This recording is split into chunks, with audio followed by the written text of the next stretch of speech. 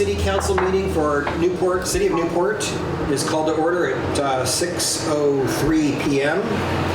on Monday, July 21st. Present are myself, Council members Carter Finnegan, Andrew Touchette, John Manette, Council President Kevin Charbonneau, Clerk Treasurer James Johnson. We have Dave LaForce, the Chair of the Newport Downtown Development Economic Development Task Force. We have a member of the Planning Commission, Dennis Chenette, is in the room with us. And we have Chip Stearns from Nemrick with us this evening, Stephanie Clark from White and Burke, and Brian Gray, who is the Economic Development Coordinator for Newport Downtown Development. I think I've covered all the people who are going to be involved in the meeting in some invited way tonight.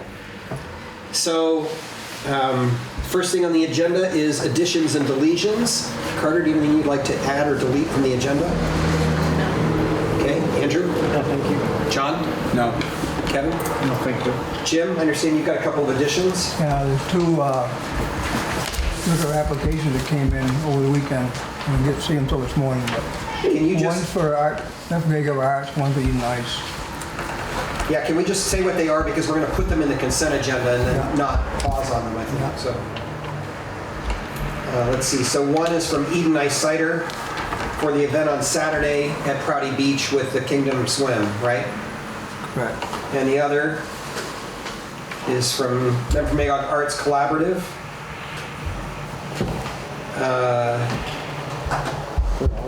I don't know what that's Jennifer, for. I see you're in the room and you're Jen's here. contact. You want to say a word about it? Oh, I can. It's Art and Bloom, our annual fundraiser with Four Seasons Garden Club. And we do a reception on Friday night, which is very well attended. Wine and not really cheese, some cheese, lots of hors d'oeuvres. Lots of wine, not so much cheese. Hey, the wine drinking was down last year, what can I say? What's the date? It is Friday, August 8th. Okay, great. Is the- So if, let's do a motion on that one. Do I have a motion to add those two items to the consent agenda? So moved. I have a motion. Do I have a second? Any conversation, any concerns? I just wanted to ask about the historical ID, Jim, or like anybody that knows this form, because on this one it says SPEV, which I think special event, which makes sense. But then on this one it's also a special event, but it says AGSP. What's AG? I guess I'm just dwelling on this form and how we're going to make it better in the future. But So my understanding is this is not our That's a form. liquor department form. in all the cities. so okay, cool. We can't We're, clean it up. it's a coding, we're an arts collaborative, so there is a special vendor's permit for, liquor license for arts collaboratives. Okay, that's funny. Bookstores and, things like Yeah, that. okay. That's their coding. What exactly it stands for, I'll let you know if I find out. That's okay. The Eden Ice one is for the swim. Right. And just to be Okay. clear, I didn't understand this until just recently. This is an application that is made to the state. The state approves it, and then we put a final stamp of approval on it. And it says application sent to I have municipalities. to apply through the state hotline. Okay. Okay? Yeah. Any other questions or concerns? You might want to point out that I did that on Saturday and immediately said it was filed with the town.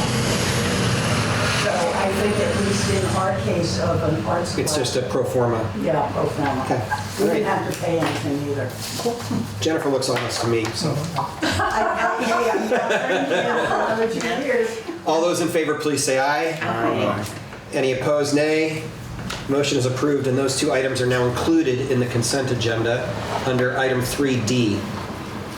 And anything else, Jim, that you want to add or delete? No. Okay, I have one item that I would like to delete, and that is, let me make sure I get the item number correct. Item 13, which is the recommendation from the Planning Commission to appoint Paul Manette as a member of the commission. I would like to ask if it would be the council's will to remove that item from the agenda tonight, because I have received, and I think some council members have as well, some comment, and it seems like it might be wise for us to invite public comment in written form to the mayor to be shared with council members, and for us to take this up in a special executive session at our next meeting. So if there's a motion to that effect, to remove item 13 for tonight and invite public comment to be made in writing to the mayor in any direction, if people are approving or want to encourage that nomination or not. I'll make that motion. I have a motion. Do I have a second? I'll second that motion. I A have a motion and a question. second. Mhm. Does that mean that there will not be oral comment allowed on this issue? Because the issue may be relevant to letting people in the community understand what's It means that if people want to comment, they will be asked to do so in writing happening. only, because we will be having that session in private, in an executive session, because it's a matter of personnel. Seems to me that when you come out of executive session, that's a time for oral comment when a motion is made and seconded. So we'll deal with it when the time comes. But the encouragement from the council, assuming we vote in favor of this, would be that if people have a comment they'd like to make, they make it in writing for the comment, for the council to see in the act of deliberation. That's the goal. Any other comments or questions? Dennis? Wouldn't the time for any questions or comments have been made during the committee process? Planning commission is supposed to have that because you should be only acting on our recommendation. At the end of the day, it's my judgment, Dennis, that it's a council decision. And any decision of the council is open to advice and counsel from the community. So yes, there has been an opportunity, as I understand it, during the Planning Commission's deliberation, and the council has a right to ask for any further deliberation. Okay. Any other comments or questions? Hearing none, all those in favor, please say aye. Aye. Any opposed, nay? I'm abstaining. Have an abstention. Thank you. Any opposed, nay? No. So we have passed that item to remove item 13 for tonight and invite public comment, with 3 council members voting in favor and 1 abstention from John Manette.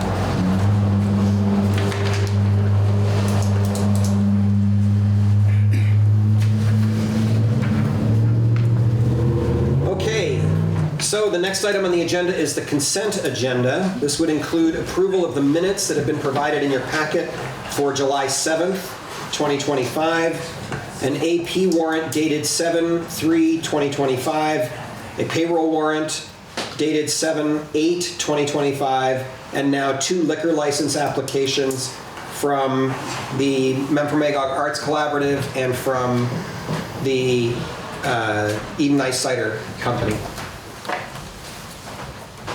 Do I have a motion to approve the consent agenda? So moved. I have a motion. Do I have a second? I'll second. All right, I have a motion from John Manette. I have a second from Andrew Touchette. Any comment on the consent agenda?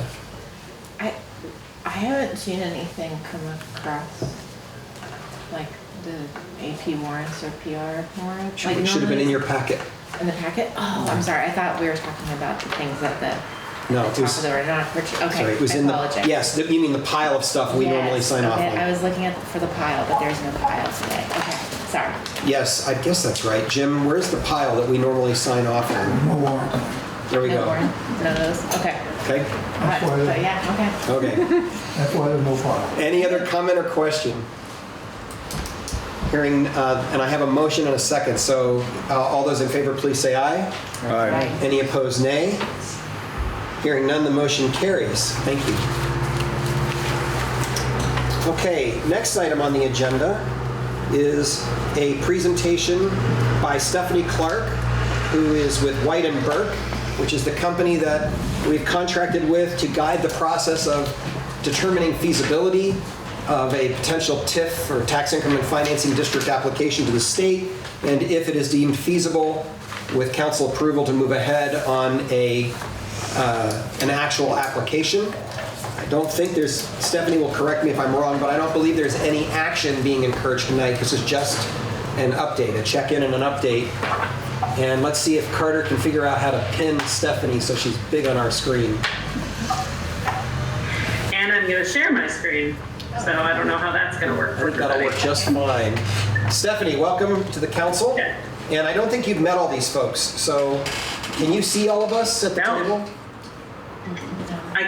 Yeah, I can. Yeah. Okay, so you've got Kevin at the far end of the table next to Jim Johnson, John Manette seated beside him, Andy Touchette beside Great. John, and then Carter seated next to me, okay? Yeah, great. Thank you. It's all yours. Great. Well, I'll go ahead and, great, I'll kick this off. Thank you for letting me join you virtually. I'm located in Shelburne, so a little bit of a drive. And I'm gonna share my presentation screen tonight. Because you don't see me, you're gonna all see this. So I'm gonna ask if you can see, yeah, can you see my slides? Yes. Yes, we can. Okay. All right, so thank you for having me tonight. I'm excited to be here. Are you getting feedback? No, it's My working audio? just fine. Oh, good. Okay, great. So I am here to present to you because I am your consultant. I am the city's consultant on the economic development work that was really kind of kicked off with the master plan last year. And the economic development committee that brought me on asked me to do this update for the council and for the public tonight. So my purpose tonight is to give you a project update about where we are. I'm going to talk a little bit about TIF, just to refresh everyone's memory for anyone who isn't familiar, and talk a little bit about public-private partnerships, and then talk about where we're at with the kind of master planning, and I'm calling it, it's really not the master plan in action quite yet, but it is the master plan in vision. So we're taking that to the next step, and we'll talk about that. So my name's Stephanie Clark. I'm with White & Burke. We are real estate advisors, but we do economic development work all over the state. So we are advising 2 municipalities. We used to do a lot more commercial work. I used to do primarily project development and permitting for commercial properties, and then became somehow the expert on tax increment financing and public-private partnerships. And so we advise municipalities on how to roll out your economic development vision and planning into action. And so far in my work with the city, I've been getting up to speed on what's been done already, because there's a lot of good work that exists already, and I believe in building, not starting from scratch if possible. And so I spent a long time reviewing the master plan, but then getting into the more specific site details, each individual site, looking at market demand, looking at challenges and opportunities, having discussions with property owners and developers, starting that process. You're really getting in time. This is not a final report by any means. So this is an in-time thing. These things are ongoing. And starting to triage and sequence some of the steps and some of the ideas that were started in the master plan and have been evolving. So we're in a real due diligence phase, and that's where this tonight's update kind of comes in. So I want to do a quick 101 on TIF. You will see me lots of times, I'm sure, in my work on this for the city over the next few years and maybe longer, depending on how the TIF district evolves. So every time we try to hit this, because TIF is a complicated tool, and I want to make sure that everyone starts from the same understanding. So this is a graphic that the state produced. This is TIF is a tool, an economic development tool. Hey Stephanie, I don't want to interrupt, but That's okay. I'm not sure if the slides are advancing. Like we are seeing.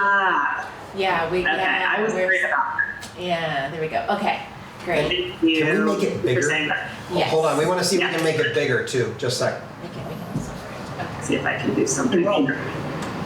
So, Slideshow start. you know what? I think it's because when I share from Google Meet, it doesn't pick up the same one. So let me just grab it from current slide. This is what doesn't, tricky. Go from the beginning. Yeah, it doesn't let me, I'm gonna have to do it within PowerPoint, not in presentation mode. So can you all see this well enough Sure. at this scale? Yeah. Okay. Great. All right, there That's we go. perfect. Yeah. Okay, great. So we have I a didn't slide have- called there's no- purpose right now. Yeah, and then this is where I was talking about who we are and where we are in the project, but let me show you the graphic, that's the important part, so, okay. So this, you don't actually, even if the writing is hard to read, you don't need to read it quite specifically. I will go ahead and Hold and on, explain Stephanie, it. now we've got a new problem, which is that we're getting word that Oh, Joseph says he has no sound. Chip, you're hearing us, right? Correct, I am. So I'm not sure why other people wouldn't be hearing. Check to see if your Okay, can we, speakers are. let's recognize Ed Barber. Yeah. Go ahead, Ed.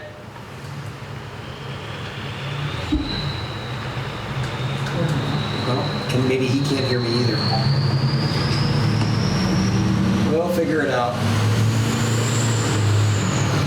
okay. No, I can hear you fine. Brian hears us. Okay, Ed, I see your raised hand. Are you trying to speak?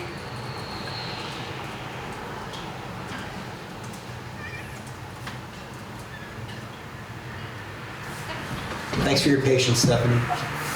Oh yeah, sorry, this is, Can you hear me now? Yes, now we hear you, Ed. Go ahead.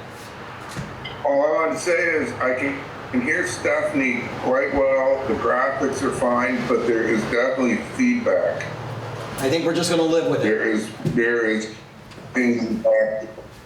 So what I think, Okay. no, yeah. So Just I- wanted to let you know. One solution I would throw out real quick is, being a person that has zoomed in, is the owl sometimes will occasionally pick up the TV, and then you get a hear, so feedback loop. Stephanie might hear herself. So if it's okay with folks, I will mute us, and then hopefully everybody virtually can hear Stephanie clearly, and when we want to speak, just remind me that we are muted. Is that okay? Or, That sounds fine. Okay. And if you could type back to Joseph Yeah. and say, we're sorry, everybody else can hear, so we're going to move on.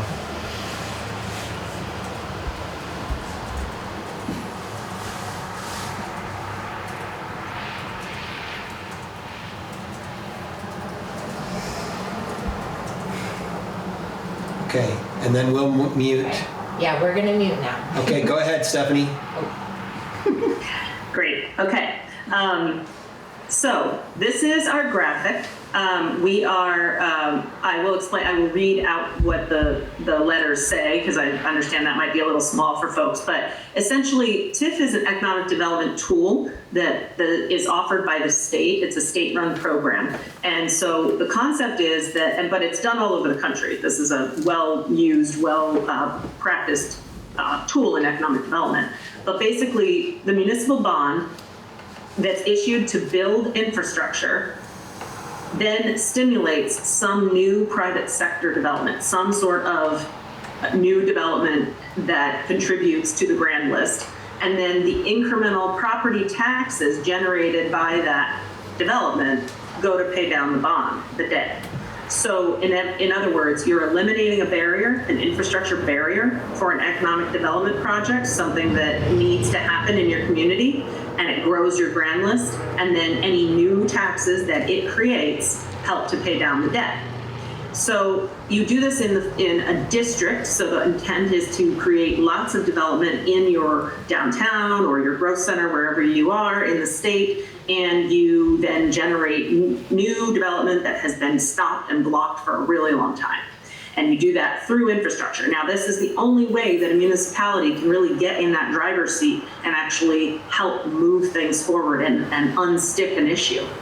And basically what this shows, this other graphic shows, is how the grand list grows. So you start with a baseline property value, this bar right here at the bottom. So you have this, it's called the, I guess you'd call it the start of the district starts at creation, and you get this baseline property value. Everything within the district does not change in value, but anything new in this lighter blue section that grows and grows, hopefully with the more investments you make, the more projects happen, that increment, the tax increment from those new values, helps to pay down the debt. And by the end of the district, what's called termination there, then you now have a greatly increased grand list.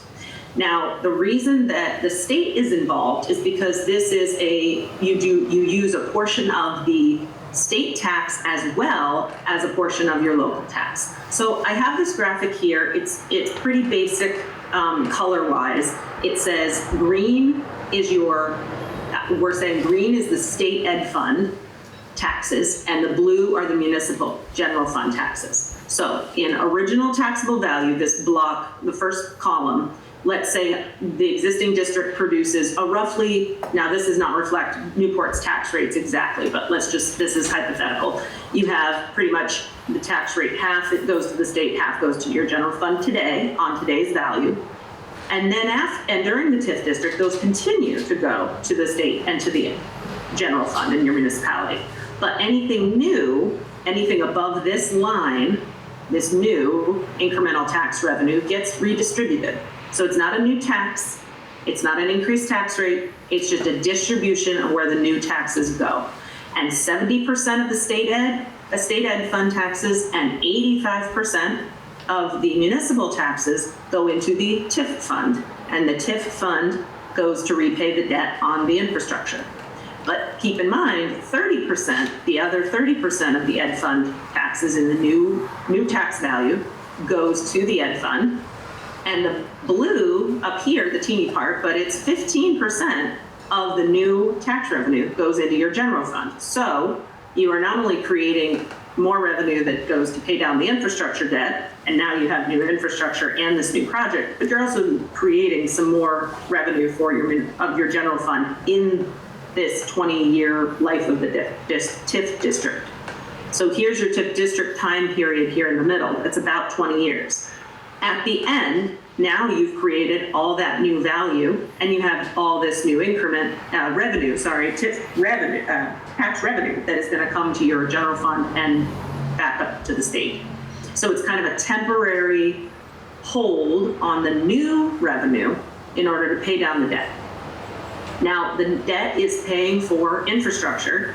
It is a public benefit because you're paying for things like parking garages, streetscape, stormwater, water sewer. Those are the types of infrastructure projects we're doing here. And you can see great examples of that in St. Albans, Barrie, Hartford, obviously Burlington's big city place project is a TIF project. The waterfront TIF has been in existence for a long time. So there's a lot of great representations of that across the state, and it could be a very powerful tool for Newport. So let me find my screen to develop the next slide. The name of the game with that, with a TIF project, is a public-private partnership. So this is where the city is a partner with the development team, whoever is the private entity, and that's how this has to be structured. It's not a city-done project on its own. And in a public-private partnership, you have a private development outcome that you're looking for. So you have a development project you want to see happen. You have the infrastructure that supports it. You have the funding and financing that make it possible. And then you have a development agreement, which is the legal structure that ties the two entities together, the public and the private together, and that make everybody accountable and keep everybody protected.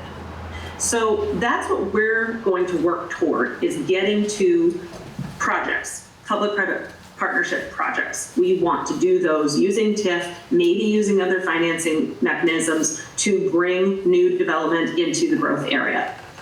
And what that means is that for this next phase, basically building on that master plan, what I'm calling kind of master plan 2.0, is taking this to the next step, which is getting a clear vision and a sequence of where we want to go with the next few projects, the first few projects really in this effort. And so we're in the part of setting a course and using the master plan as the big picture, but setting a course for the next few years and maybe the next 10 years, because a TIF district kind of works on a 10-year basis for the first window.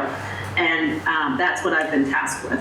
And we're here because we want to make sure we're keeping the public informed. This is a process that has to be done with ultimate transparency. There are lots of checks and balances baked into using TIF, using many financing instruments. So we have to be sure to make sure we've got, public input at every phase.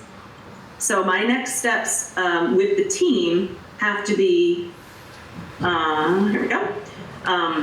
Concept planning and feasibility work, that is where we're trying to bring in an engineering firm to talk about what are the opportunities and challenges with some of these sites that could really bore down into the tactical problems to be solved and see if some of the those things can be worked through using TIF and really get us to the point where we have kind of a vision document and a map that can be, you know, brought forward to property owners and public entities that can help us make it reality.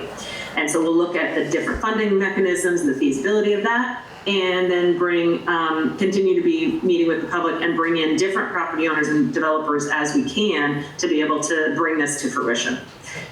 Those are gonna be our next steps. I'm sure I'll be back in front of the public and the city council multiple times on this. And ultimately, if a TIF district does seem feasible and seems like the right fit, we will have, there's a very specific process we go through by presenting the TIF district plan, getting everybody's input on that. It has a financing plan with some concept numbers in there. Ultimately, that has to be reviewed by the state and so forth. But that, we're not quite there yet. We're still in our due diligence phase. So with that, I will leave this up for a moment. This is my contact information. I am a, under contract from the city and from Newport downtown NDD, and NDD can be contacted on all of this as well. Sorry about that part.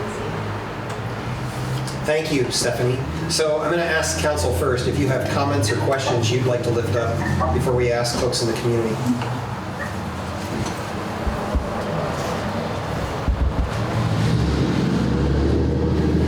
Okay, hearing none. Go ahead, Ann. Stephanie, I'd like to know whether or not Whitenberg has ever said to a community, really no, it doesn't work out for you to do this. We've done the initial stage, whatever you call it, and now, and how many times have you said that? Yeah, twice. So phase one is the due diligence period for doing TIF evaluation, and we have had two communities that I'm not at liberty to name, but that have said, we've said it's just not the right fit. It's not the right tool because it has to be scalable. There's an issue of scale. You have to have enough projects that make it worth the accounting cost, but you also have to have projects that need significant infrastructure. So you might have some small projects that really need small infrastructure, and this isn't the right tool for that. Okay, and I have one other question, which I asked previously, and we didn't know the answer in the end. So, in the beginning, before any project is being built, there's parking lots and stuff that have to, or the infrastructure, the water, the sewer, the whatever, has to be done. And the city is in agreement to do that work. And that requires money. And so the first loan is taken out to build these things that are the infrastructure, but there's no money coming in because there's no grand list increase. So yeah. Is that the situation, that we are paying money for the first year or two on a loan to build all this infrastructure, and yet nobody's contributing? The state or whatever is not contributing. Is that so? Or am I wrong? Yeah. And this is Ann, am I speaking to? Yes, you are speaking to Ann. Yeah. Okay, so I sometimes have to catch the names, but Ann, it's a really good question, and I was smiling a little bit because I actually have a TIF presentation that has Kevin Costner in it, because I have a big, it's not just my feeling, although it's always been my advice, but it's actually baked into the state of Vermont's TIF program. There's no such thing as if you build it, they will come.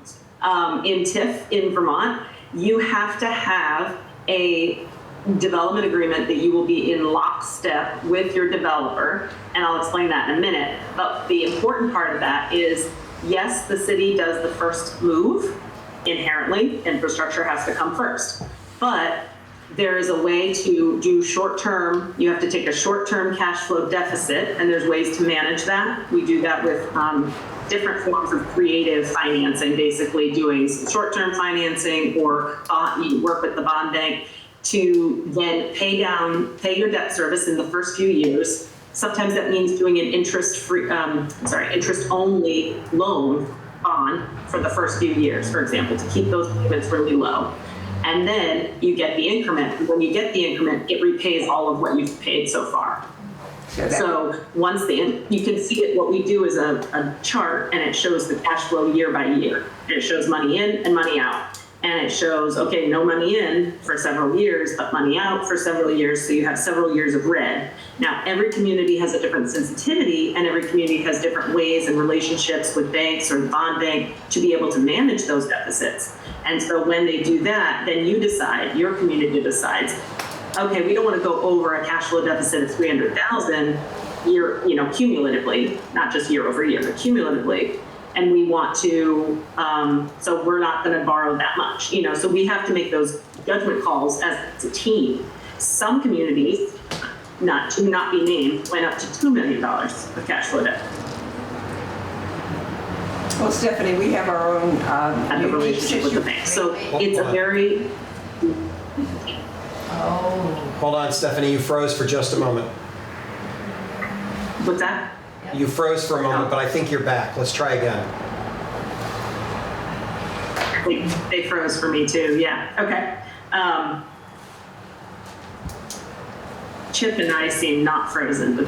You're okay, we can hear you again now. Go ahead. Go ahead. Oh, okay. Rick, you're just too still. I don't know if you're frozen or not. There we go. So all I was saying is that some communities, and one community, for instance, went up to $2 million of deficit in the first few years in order to just carry it, but it was the scale of the project, and that was fine. So there is a deficit, there are ways to manage it, and you have a development agreement with your developer that makes it so that they cannot just walk away. It runs with the land. And so that's what I mean by if you build it, they will come. We don't do that here. They used to do that in parts of the country where they would run a water sewer line out to an interstate interchange, for example, in the hopes to attract businesses to locate there, and then they never came, and they were on the hook for the debt service forever for this line to nowhere. And that's not how we do it in Vermont. And one third question is, Stephanie, I don't know whether or not you're aware, but I hope you are aware of the fact that we have had some problems with deficit spending, which we are trying to correct in this next year.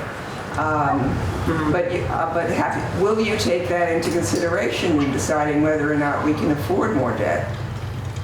Thank you. Absolutely. Yeah, we have. Not just me, but we have to. There's a spreadsheet that we use that has to look at all of it. Thank you. Thank you. Other questions or comments? I've got. Go ahead, Carter. Sorry to bring it back to the table. For the feasibility component that you're talking about, an assessment, does that include environmental review elements, or just in general environmental review? Because there's a few places, and just in general anywhere in Vermont, that is a serious contender for feasibility. So I just wanted to clarify if that is part of this coming up soon, because that will help focus. Yeah. It's a good question. And so when we do the assessment of TIF feasibility, we look at projects in like what I call tiers. I've created a system of tier 1, 2, and 3 based on how likely the project is going to be, what parties are already at the table, what's the market demand. And so any tier 1 projects, we're going to have to identify their feasibility into that level of, I wouldn't say granularity, because if a phase 1 is not going to give you like hyper granularity, but you're going to get a good sense of which way the wind is blowing toward Lebanon or London, kind of thing. But I do think that the later phases, when we're talking about TIF, we're talking about a 10-year time frame. So when we're talking about tier 1 and 2 projects, they're more speculative, so we don't get to that level. But anything that we're talking about in this kind of vision that we're working on, we are looking at environmental feasibility, because that's part of what BHB is being brought in for, is to help kind of map out what the site feasibility is with what we know right now. Stephanie, And we expect a lot of contamination on all these sites. And I should mention that TIF can be used for brownfield remediation. So TIF can be used as long as they don't need to necessarily own the property. It is a public benefit to eliminate those contaminants. So the city can can help to remediate that using TIF if that's helpful. Apologies, this is Boombox, and she won't leave me alone if I don't do this, so. One perk of being work from home. Stephanie, I have a question, which is, could you share a little bit about what the next steps look like in the process from your perspective? Like, where do we go from here, and what can the council expect in terms of the next conversation with you, for instance?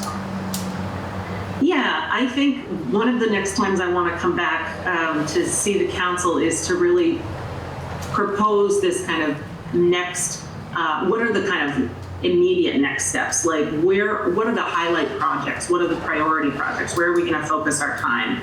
And what kind of relationships can we build in these next few months? Because as part of TIF feasibility work, the question Ann asked is a good one, because the two communities we said you don't have a feasible district, they didn't have a property owner at the table. They didn't have a first project. And DEPC, the state authorizing agency, will not approve a district without a viable first project or a known first project, because they don't want to authorize you to start a district with only a 10-year window to incur debt and then have you not do a project in first 5 years. That doesn't really look good. It doesn't work for you because you're going to limit yourself. So instead, we like to know that there's actually a project at the table, that we can bring back the first phase, the first project within a very short time frame. So that's where we want to focus. So I think in our next few meetings, next few months, we're really working on getting clear on what that first project is, the second project is, what are the sequences, what are the due diligence steps that need to happen, what other studies do we need, and quite frankly, I think one of the things that could happen is to really start to get input so that we can come up with a good name for an initiative in your downtown. Like, really, what is the goal and what does everybody want to see and what do we call it? Let's get excited about this, because so much more momentum that I've gotten from my meetings so far about Newport momentum in this effort and the master plan. We want to make sure that momentum has a vehicle to continue. Thank you. Any other questions for Stephanie before we move on with the agenda? Go ahead. Kitty, can you come forward a little bit? I'm sure the camera can't pick you up back there. Kitty Alfred Chase. And is there a limit on the number of projects you can do in a 10 years time? And maybe you already covered this because I arrived late, so sorry about that. And if you've already got going, say you're in your third project and the developer goes bankrupt. Like, you already got going, you got things going, but one of them just explodes. Then what happens? Yeah, great questions. And no, we haven't covered them. There is no limit. It's really a market limit and a capacity limit. Excuse me. When we develop a district plan, that first thing we do is come up with a plan with the tier 1, 2, and 3 projects. I have kind of a ballpark in my mind of what scale will work, but if you can really hit like 1 or 2 infrastructure projects that affect 2 or 3 or 4 private property, because it's kind of I like to talk it like a kind of like a ledger. You've got the public projects that inspire the private projects, and I like to have fewer public projects that inspire more private projects. And so there really is no limit, and there's no magic number. It depends on the community and the size, but I do like to see a few fewer public projects that yield more public or more private developments. If a property goes under, or a project goes under, this agreement that I talked about, the development agreement that's so important, runs with the land, runs with the deed. So if they go bankrupt, this goes to tax sale. the next person who picks it up, because what it's based on is property taxes. It's not an arbitrary agreement.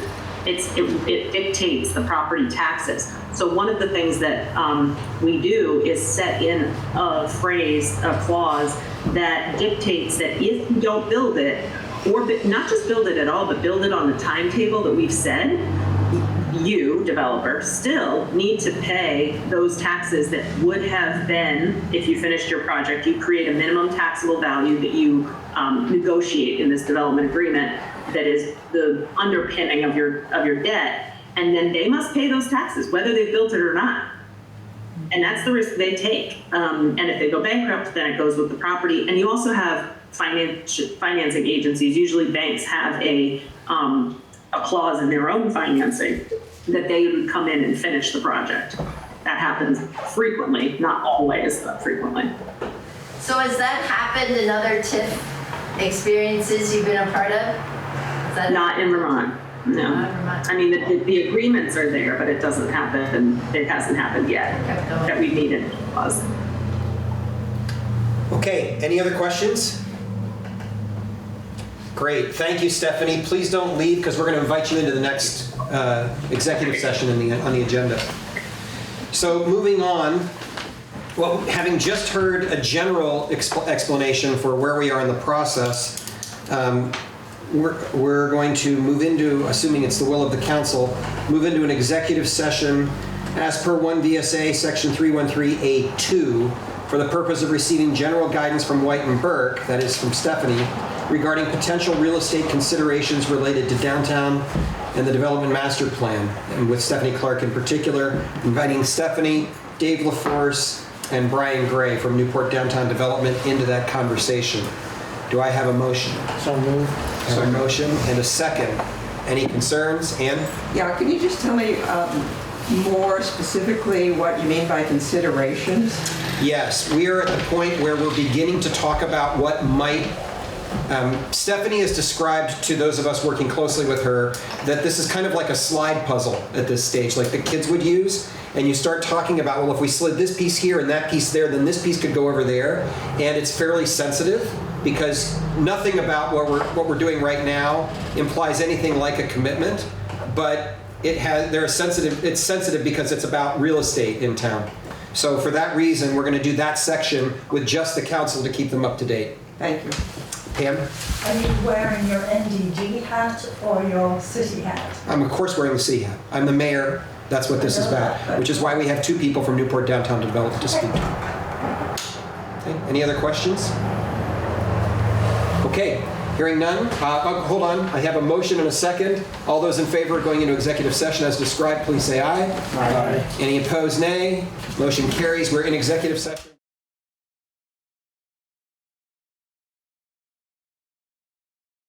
Okay, we're back. And Pam is rolling, and Jim, are you set?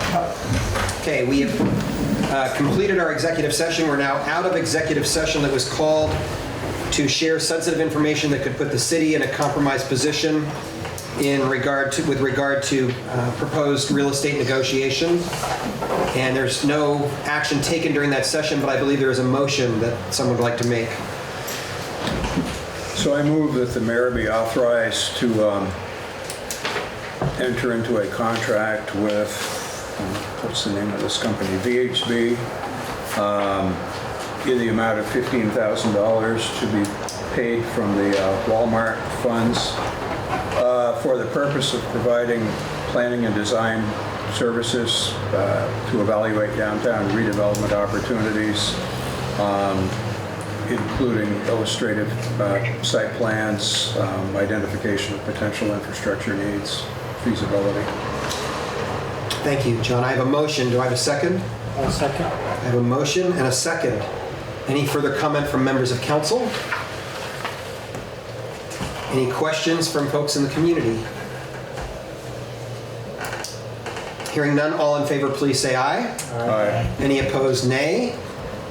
Hearing none, the motion carries. Thank you very much. And Stephanie will release you at this point. Thank you so much for your time this evening. Okay, the next item on our agenda is also an executive session. As per 1 VSA Section 313A2, for the purpose of considering responses to requests for proposals for to support NDD in the City of Newport in real estate negotiations related to downtown development. Once again, this is with an effort to share sensitive information that might, if it were publicly known, put the city in a compromised position in real estate negotiation. Do I have a motion to enter into that executive session? Question, is there anyone that we want to invite into this one? Yes, thank you. I did not write it there. We would invite Dave LaForce and Brian Gray from NDD into that session. Okay, so I'll make the motion with that addition. Thank you. I have a motion. Do I have a second? Second. I have a motion and a second. Any comment? Go ahead, Ann. Of course. Could you give us a clue what the requests for proposals look like? Or is that part of the executive session too? The purpose of the request for proposals was to seek an appropriate broker to represent the city in real estate negotiations. And there were 3 responses to the request for proposals that the council will be considering. Okay, thank you. Any other questions? Last time I got invited to the breakout, I think by accident. You got invited to breakout room 1, and only cool people got invited to 2.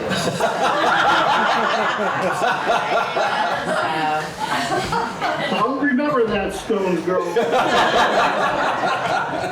All right, so we have a motion and a second and a snide remark from Councilmember Finnegan. All those in favor, please say aye. Aye. Any opposed, nay. We are in executive session. Thank you.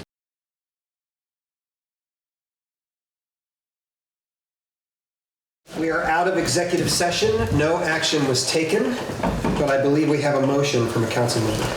I'd like to make a motion that we authorize the mayor to sign a contract with Century 21 Farm and Forest to represent the city in the real estate transactions for the development projects. I have a motion. Do I have a second? Second. I have a motion and a second. Any further comment from members of council? Any comment or question from members of the community? Okay, hearing none. All those in favor, please say aye. Aye. Any opposed, nay. The motion passes. Thank you, council members. Okay, Chip, we're finally up to you. Are you still with us? Physically, yes. Fair enough. And I just owe everyone an apology, including council members. It was my intention that first thing this morning, I would work with Chip and see if we could come up with the copy today of our balance sheet information, and I just lost it in the press of my day and didn't ask him until late afternoon. So Chip tonight is going to walk us through the latest, and we'll all be seeing it for the first time as he walks us through that information. But I will ask Chip if you could send that to us so that Jim can include it in the minutes. I think it would be very helpful to have it as a record in the minutes too. Okay. Go ahead, the floor is yours. I will present. And thank you, Chip, for responding to my last minute request for this.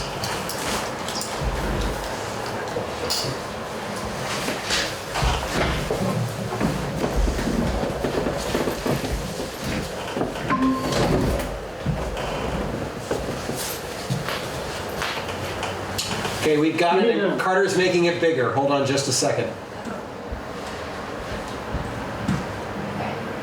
There we go.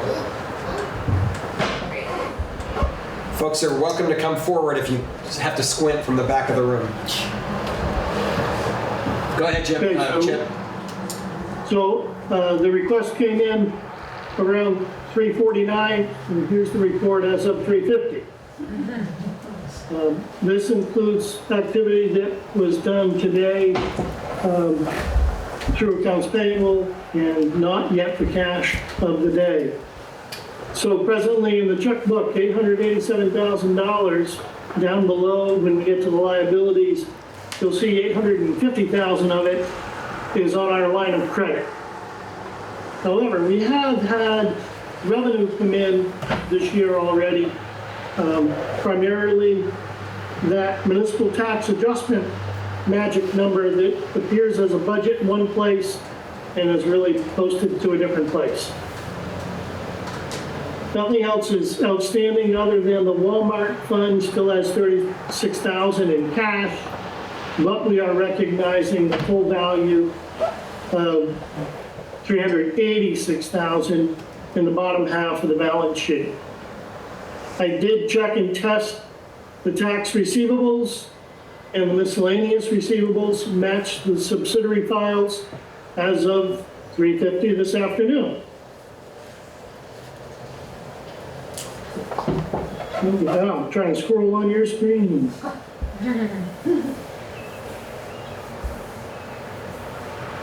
The magic piece in this section, the last asset, $1.19 million, is the net amount owed to the general fund from other funds. Again, this is primarily water and sewer that owes the general fund cash. The next line, tax anticipation, $850,000 has been borrowed on that line of credit already.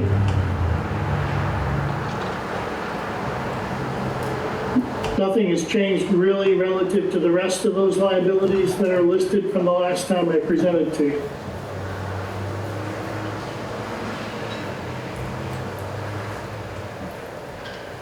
In the title under reserves, those are the restricted by third parties or restricted by council, such as the Walmart reserve is restricted by council. It is the full value there of the 386,01301 has not changed. However, you just committed 15 grand of that money. We are still trying to figure out the NBRC grant funds match of $240,000.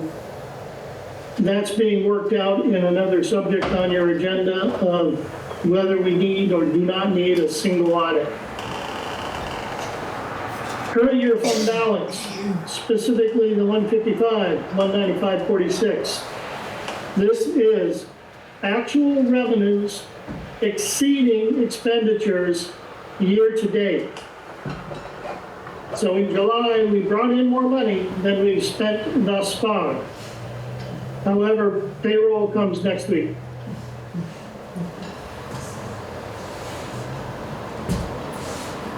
Move on to the next fund, mooring management. We're having a banner year. We're $300 to the good in mooring management. Simply one revenue came in and that's it. Still the same sitting, $17 in the project fund. This used to be a very active fund. It has had no activity in the last 3 years that I can see. Cemetery fund owns a small amount back to the general fund, $23,000. See there.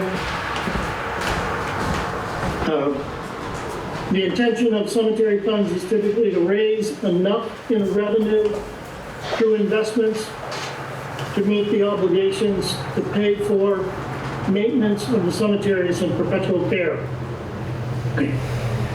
Obviously, it's not working if it owes the general fund $23,000. And I think the mowing, I was told, I think my gym is about $8,000 a year. So we're 3 years, if you will, in arrears with that being able to pay for itself.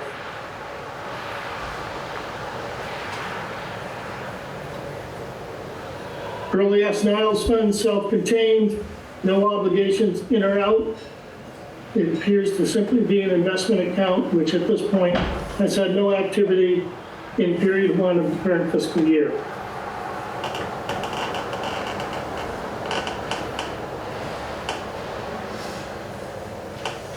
CDBG funds, same thing, dormant accounts, not much activity. In this case, the general fund owes this fund $18.35. I'm more inclined to close all these accounts because I don't think they serve a purpose any longer. We have yet to research that, but that's my gut feeling about them.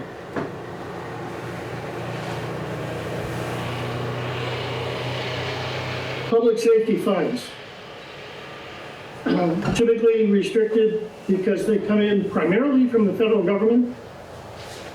And so the fun thing about this is even today in looking through expenditures and revenues, there are activities around Stone Garden that appear both in the general fund and in this police activity fund. And so some clarity's got to be done of whether or not all these values sitting out here in these bank accounts really were activity that's been handled and paid for through general fund monies. This should be a conversation had with staff and finance.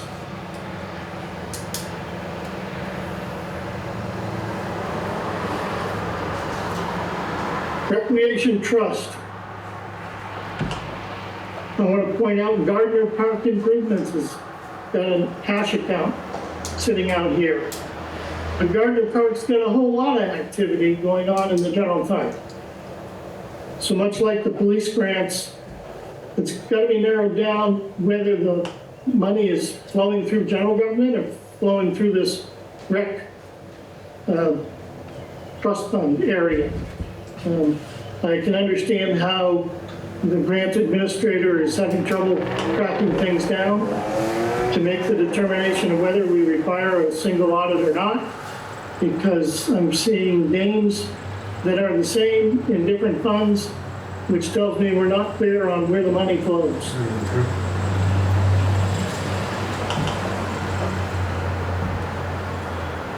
So these, again, I believe are probably, we can look through and determine that these are no longer required to be kept separate. Get into the fun ones. Sewer. I did confirm the sewer fees receivable matches what the utility billing software says has yet to be collected. The major note is on the last asset due from two other funds. Sits at $897,000 owed to the general fund. And special article for the August 12th says up to $1 million. And I'm really hoping that by the time we actually go after that, that we're not sitting at $1 million. It'd be nice if we were sitting at 800,000. We have not done any billing yet this year.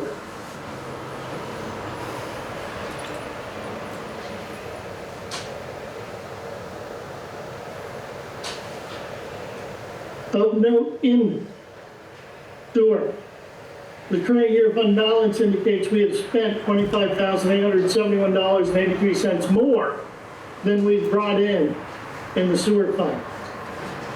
Sewer is billed like water 4 times a year, and there's an influx of cash 4 times a year. The first influx should be September 15th when the bills are produced.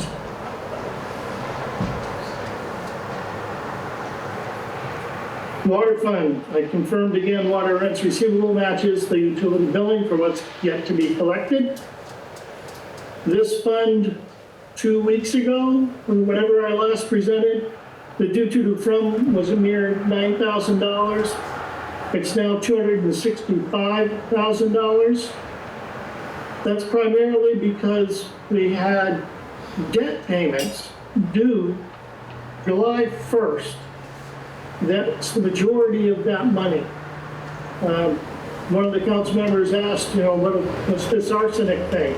Well, that's what it was, $166,000. Left the general fund checkbook to pay that obligation for water. Water, just like sewer, has not got any revenue coming in until September.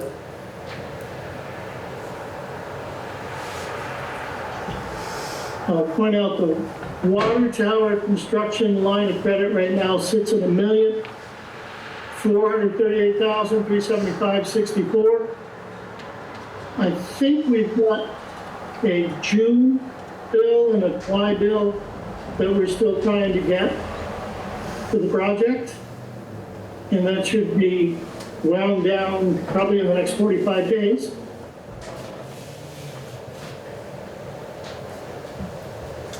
And continuing down, as I said, expenditures exceed revenues in this fund by $225,619.41. And that is again because there's no revenue coming in until we bill for the service. And usually there's bills yet to be paid, payroll, accounts payable, and the debts. These values will be impacted by the FY25 audit when the audit is done. For any adjustments the auditors make to balance sheets will ripple up into these balance sheets.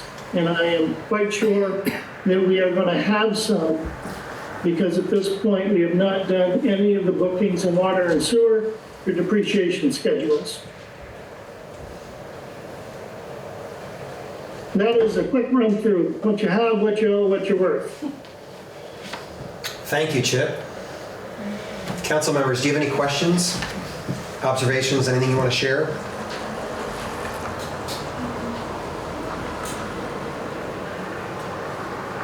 That cemetery fund is something to noodle, for sure.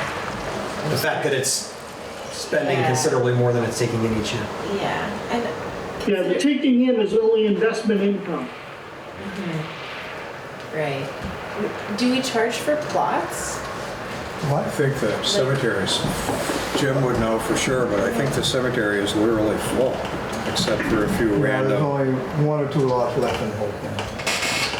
So Okay. it's strictly the investments that generate money. Okay, that's what I was gonna ask. And I think Chip has noted that, I think each time he's presented to us, that at some point we're just going to have to admit that it costs us something to maintain the cemetery and stop running a negative balance in that fund.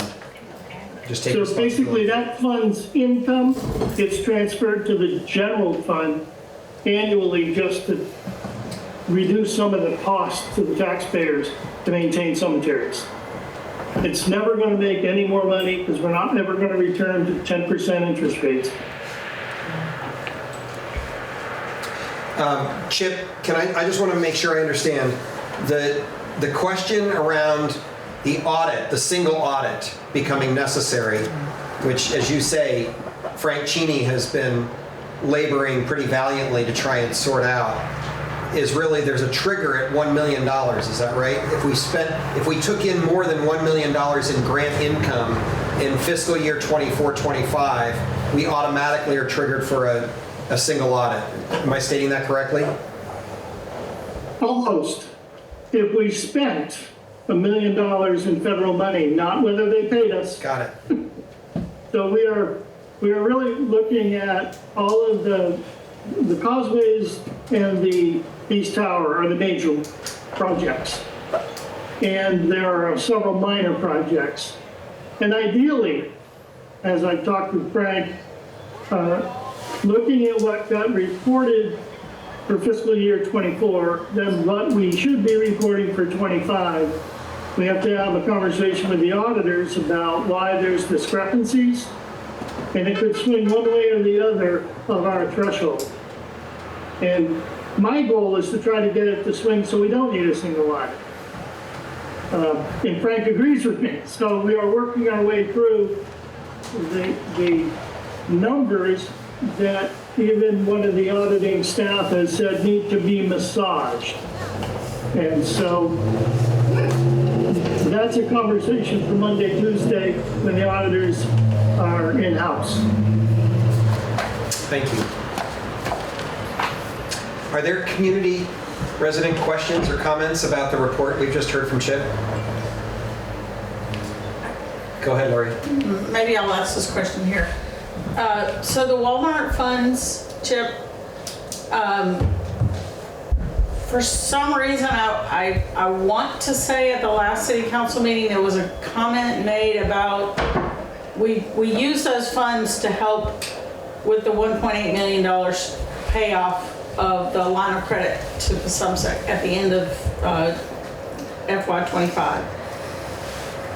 I thought I heard a comment about not taking the funds to put back into that account unless we needed them so as not to have to pay the interest on the money from Pasumsic. Is that correct? Or Yeah. have we moved, so we carry it on the books, but, and we know we have to put it back, but we're leaving it at Pasumsic so as not to have to pay the interest on that draw? Correct. So on the screen, I'll see if I can highlight it. That is the amount, $36,195.12. That is physically in a bank account labeled for Walmart funds. We know that we took from that cash account $350,000 in order to meet the $1.8 million obligation. What reflects the fact that we still have an obligation to Walmart's down here in the Walmart reserve of $386,013.01. That is not a cash account. That's an obligation on the balance sheet that says we have this restriction. And it really doesn't matter what bank account it's in. And when you look at all of these reserves, $827,000, that would say that every amount of money that we have in our bank account is reserved. Well, I'll also tell you it's all borrowed. So we haven't lost track of that, and this is what contributes to having to refinance the cash deficit so that we can have cash that we pay back over time to meet the reserves that we have obligations for. The only one, well, there's two on this list. The $240,800 for the NBRC grant matching funds was a commitment, I think, made by City Council relative to the Causeway project. And that's still being sorted out because I think that there's a portion of that cash that should now be reflected as having been spent on the Causeway project, therefore reducing what this reserve should have in it. The reserve is a tracking number. Obviously, it's not cash. The same thing for the Walmart reserve. Those funds came in, they were earmarked, and in the method of accounting used in the past, we put them in a bank account. And we knew how much we had because it was in a bank account. And the bank account didn't say it was reserved because the balance sheet didn't have an offset saying the bank account was reserved. It was only by the fact it was on a spreadsheet that we knew it was reserved. So those are modifications I did to the financials so that we wouldn't have this problem. So the 15,000, will that come out of that reserve amount? Yes. Well, actually, I was just looking it up because you can make an entry, you can charge it directly to the reserve. Or you can charge it as an expense if we have a TIF expense line, which I believe we do. And then we can journal entry from the reserve to a Walmart revenue that offsets that expense. Fund accounting begins with 3 letters, F-U-N. And as long as you're consistent in what you do, then it can be audited. Okay. Okay. Thank you, Chip. Any other questions, Dave? Chip, is it best practice across all municipalities that water and sewer is typically charged quarterly, out of curiosity? Charge quarterly, is that what you're asking? Yeah. So there's a question of how much does it cost to collect meter readings, produce bills, collect payment. There is one municipality that reads every 6 months and divides the bill into 6 monthly payments. So for the finance staff, it's really busy. For the water department, it's not. They read meters twice a year. So the problem area is trying to balance what's reasonable. Any major business would love to get a monthly bill like they do for their electric bill, for their propane bill, their heating oil bill. They would love to get that. But a municipality's only got limited staff and resources to read monthly, bill monthly on a monthly rate. So it is most common that they in fact do read quarterly, bill quarterly with a single payment. Okay. Thank you. Council members, oh, sorry, is there somebody else? Go ahead, Jennifer. I want to come back to the Walmart fund situation. You have to really speak up to make sure you can be heard online. Okay, so I want to revisit the Walmart discussion. My fear is, Chip, that let's say that somebody offers you the job of a lifetime and you leave Nemrick and we no longer have Chip. This is his job of a lifetime. and you know, I'm so tired I can't retire. And so I just, who is going to be keeping track of this internally with the city? I mean, somebody needs to be designated as the individual that's going to be keeping track of how much of the Walmart money is actually in cash in the fund and how much is in, you know, do we owe it? And because my fear is that we're going to max out the line of credit for other obligations, and then we're deficit spending, if we will, as compared to the Walmart account, because we'll owe the Walmart account the money, but we won't have the money to pay it back because nobody's keeping track of how much of the line of credit is supposed to be designated to the Walmart account. That's my fear. It's like, to me, it's sounding like a continuation of the same practices that got us in this mess to start with. So I'll take that one, actually, Chip. At the moment, if Chip gets hit by a bus or gets the job of a lifetime, you have a highly motivated mayor who immediately takes the current amount of borrowing we've done on that line of credit, $850,000, and adds $350,000 to it to come up with a $1.2 million current obligation against that line of credit, and knows, okay, then we've got the difference between that and the fully approved, what was it, 2.725, I think, million dollars. So I think there are a number of us at this table who are paying a lot of attention. And I suspect this will be resolved within a matter of a couple of months, because we were going to max out this line of credit from the beginning on our cash flow very early. So if, you know, we will not go beyond, I commit to you, we will not go beyond $2.725 million minus $350,000 obligation to that fund, because that's the money that's going to begin to buy us a path out of the situation we're in. And having said all of that, in the long run, what we want is a city staff, a cooperation between the treasurer's office and a city manager and financial and office administrator who are watching exactly those things and making sure the council's reminded of them every meeting. And, you know, honestly, if the council said, we don't care what it costs, put the money back right now, we would act on it. But for the moment, we've been saying the fiscally responsible thing to do is not to borrow more money and pay the interest. And pay the interest. And I get all that, and Yeah. I'm not necessarily opposed to that approach. I just want to make sure that somebody's keeping track of it, because otherwise we're going to max out a line of credit, still owe the money to Walmart, and we're going to be right back in the mess. Understood. Okay, any other comments or questions before we move on? Go ahead, Jennifer. Why, or maybe it has been, is there sort of a spending freeze on things that have been initiated? I mean, we're going after funding pre-existing debt. What are we doing to cut down expenses that are current? The conversation that I've been having, I meet weekly with the department heads. I've said to them, there is the cost of doing business. Right now we're in the rec department's busy time of the year. It makes no sense, in my judgment, to tell the rec department that there's a spending freeze.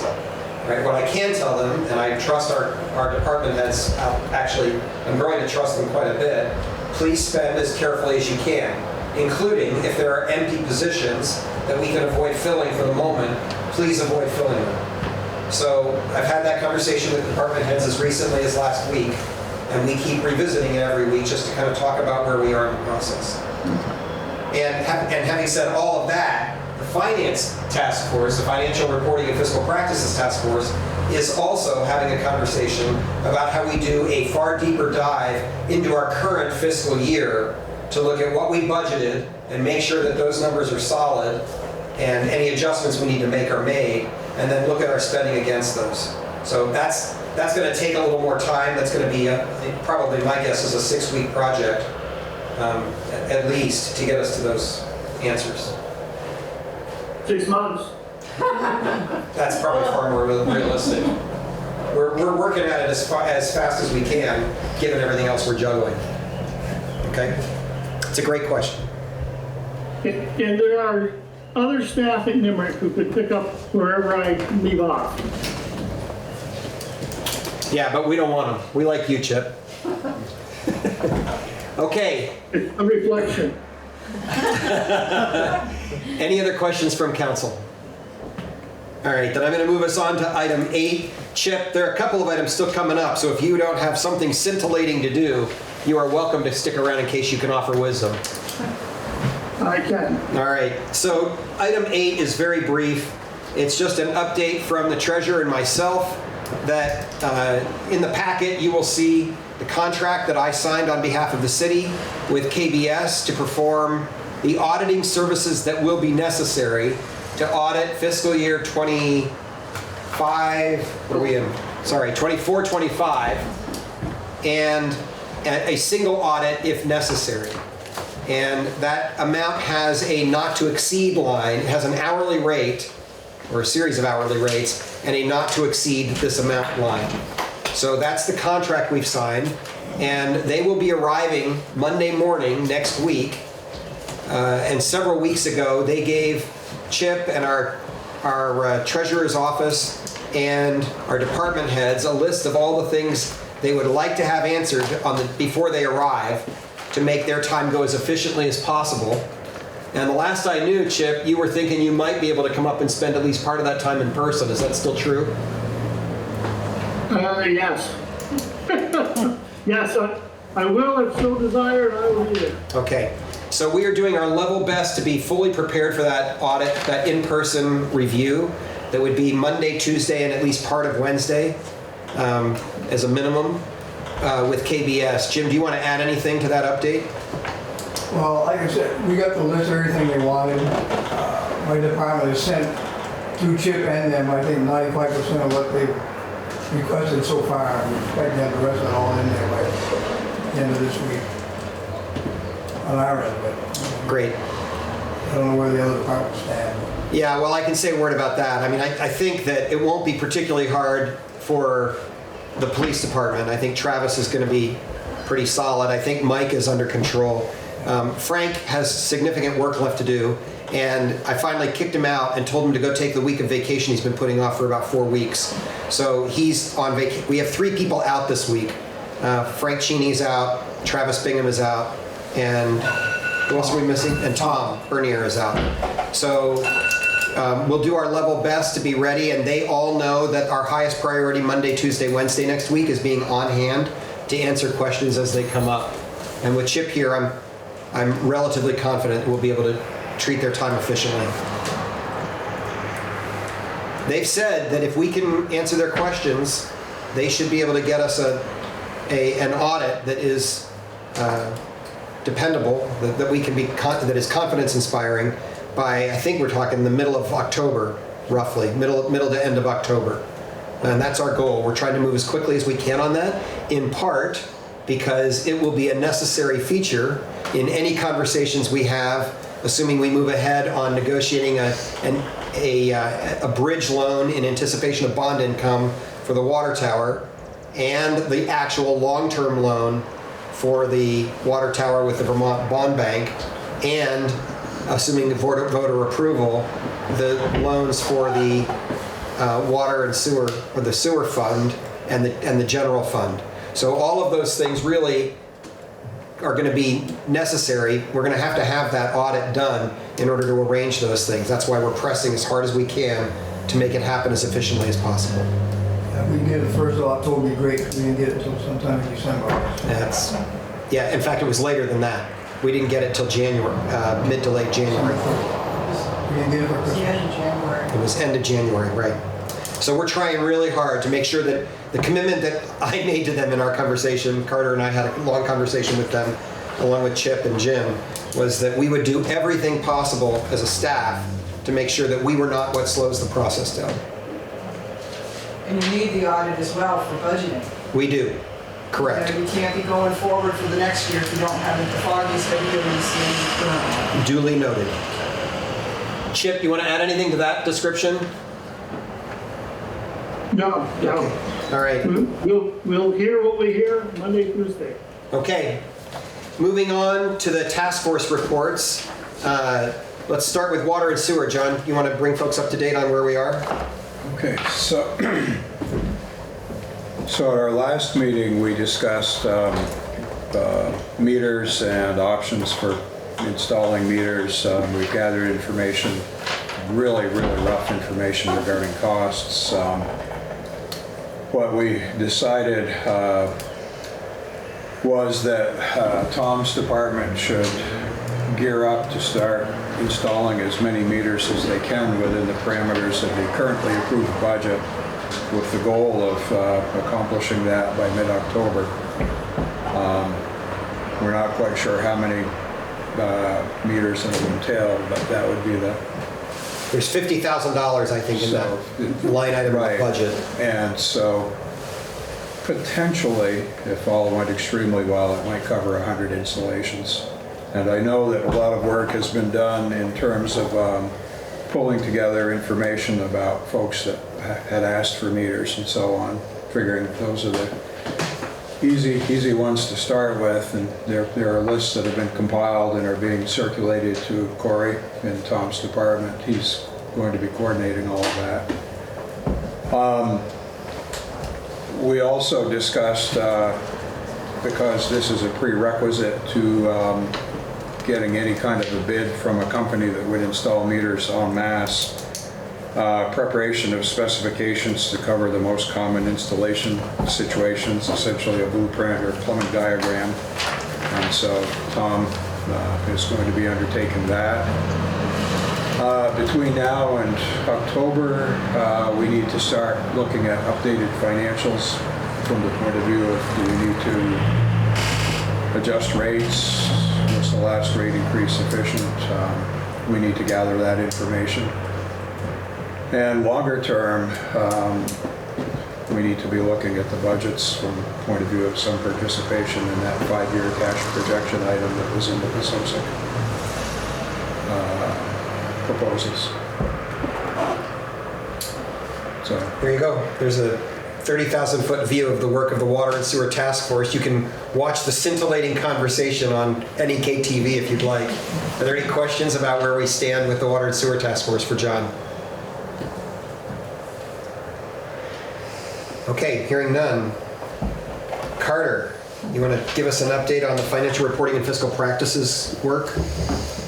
Yes, and I also want to share the micro moment, because a huge piece that we have been working on, but mostly Lori, and I know you have dedicated a number of time and hours to this, but so there's an FAQ document that is paired. It's currently on the website, correct?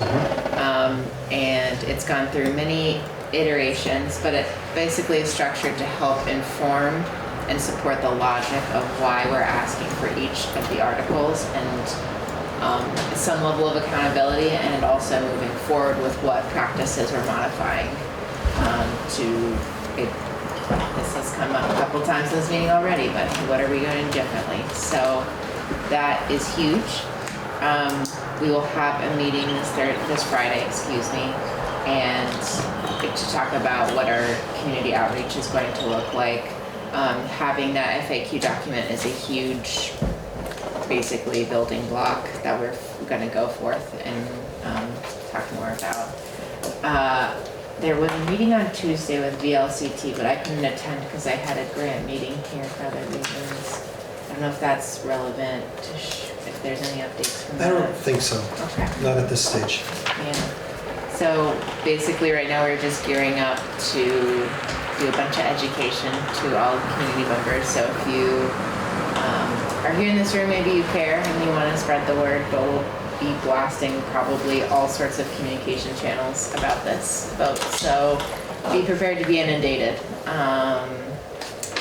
Am I missing anything? That was just basically. So I could just summarize a couple of next steps. We are planning a public forum for a week from tonight at 6 p.m. Honestly, I haven't even thought about where yet. Probably the Gateway Center. I need to double check on that. Yeah, we talked about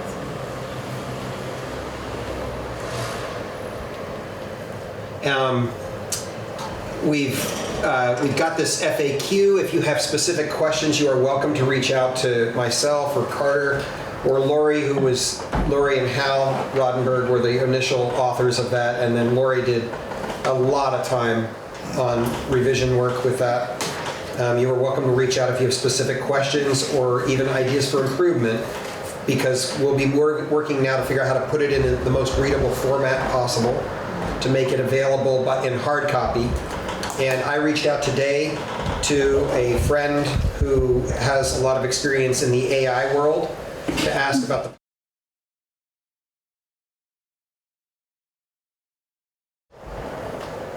We did our best. Okay, any other questions? Pam, comments? You talked about the Career Centre as the meeting space last time. Oh, that's right, I totally forgot about that. Thank you. I think that would be, yes, you're right, and I totally forgot. Because it had parking, there was the opportunity Yeah. for food, yada yada. Is there any chance you could take that on tomorrow? Yeah. Thank you. If you would take that one, I'd be grateful. Thank you, Pam, for the reminder. So stay tuned. We'll try and sort out where it's going to be in the next 24 to 48 hours and let everyone know. Okay.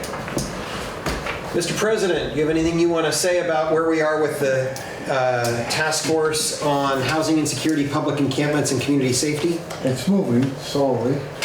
Our last meeting, we finally got through the entire proposed ordinance. It's not finished. We're going to still be working on that, making any revisions that may be necessary. From there, we will. That's one half of the puzzle.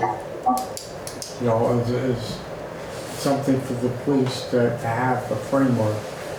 The next part will be, what can we do to help these individuals? And that's what we'll be working on for next. Any questions about that? Pam, I think you filmed that last one, right? Also, and absolutely. It went 2.5 hours. It was quite fascinating and a little grueling. And we managed to finish just in time to go hear the band on Wednesday afternoon. So it was filmed, it's posted. If you've got 2.5 hours, it's a pretty interesting conversation that's going on, and there's more to come. So stay tuned. And I'll just say, this last time, Adam Ortiz had done some really helpful work in recruiting some people who are in fact housing insecure, who came to the meeting and had quite a bit to say. And this afternoon I had at least 2 folks show up from that orbit who wanted to have more conversation with me as mayor. So that felt really helpful. Okay. Andy, what you got on the fire department strategic planning? We had our first meeting last Monday night, and our next meeting is going to be next Thursday, the 31st, at the fire station. Because we found that this room is very, it's occupied a lot for various things. So we decided to just move that to the fire station. So anybody that wants to attend, please feel free. We have a bunch of homework that we're doing. Everybody's got a piece of homework. They're doing a lot of research on prior call volumes for previous years, attendance, that sort of thing. So we're just starting to dig into it, doing a lot of comparisons with like cities, sizes and geography-wise, square footage coverage, that sort of thing. So we're getting more and more involved in more to come, but anybody is welcome to attend those meetings. Like I said, we're gonna do those on Thursday nights, and the next one is going to be this next Thursday night, the 31st, beginning at 6 p.m. at the fire station. Thank you. Any questions for Angie? Okay, so the personnel policy. We had set aside some time tonight to hear from anyone from the community who would like to give their opinions or their piece of the history or ask any questions to council. We expect this process, the next meeting, I've put out invitations, I don't have confirmation yet, to try and have someone from VLCT join us at the next meeting to talk about best practices.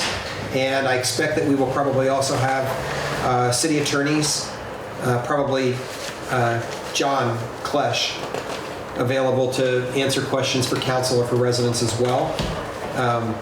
And I suspect that no matter who responds tonight, we'll put out a call in the next 2 weeks for folks, if they'd like to make written comment to the council, we would be glad to receive them as well. So I don't think we're going to come to any conclusions at the next meeting. I suspect that it will be the second meeting in August or the first meeting in September before we finally settle on final recommendations about whether any changes ought to be made to the current policy. So in the meantime, if there's anyone in the room tonight who would like to speak, Andrew's got a timekeeping device over there, and we'll give 3 minutes per person for anyone who would like to comment on pieces of what got us to where we are, or concerns you have about the specific policy currently, anything you'd like to speak to. If you don't feel prepared to speak tonight, you are welcome to submit those comments in writing to me, and then I'll share them with the council. So is there anyone who would like to speak tonight? Jennifer Hopkins. Okay. Actually, I'm going to ask you to come forward, Jennifer, for these, please. Do that. And Andy, you've got the timing? Oh, I probably am not going to go on. You ended up saying basically that you are limiting this to the new policy? No, not necessarily. If you have a comment you'd like to make, you're welcome to make it. Okay, well, it sort of indicated like we're going to go forward with the new policy no matter what. That's not, just to be clear, that's not That's my not the intention. case, okay. My concern always has been that removed from the new policy is the grievance procedure and also the inequity in the overtime, which I think has been discussed. I know that Tom has pointed it out. You know, when you have staff who's getting overtime and your, management is not, and they have to be on site also, is unfair. And I think I will plug something for the clerk treasurer's office because they don't always work overtime. They aren't standard, unlike, some of the people who oversee the public works and police, is that we're having another municipal election. They come in here at 8 in the morning, 7:30? 7 in the morning. And they have to be here till the polls close. They've got to be here for the full of the count. This has taken them till 10 o'clock at night. To not give them overtime for that, I think is an absolute sin if the city is going to do that. I think all the cases of overtime, I come from when we initially did policy, if union had it, then non-union had it. And that was before we had a police union.